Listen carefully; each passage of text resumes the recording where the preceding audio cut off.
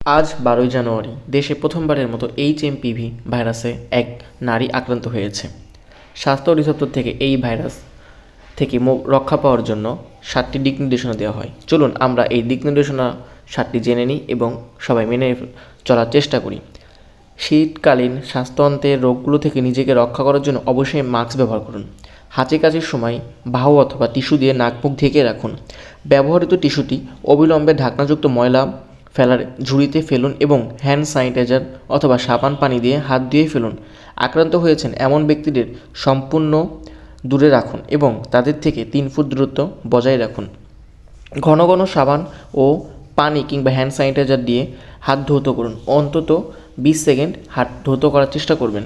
অপরিষ্কার হাতে চোখ, নাক, মুখ ধরবেন না। আপনি জ্বর, কাশি ও শ্বাসকষ্ট আক্রান্ত হলে সুস্থ না হওয়া পর্যন্ত বাড়িতে থাকুন।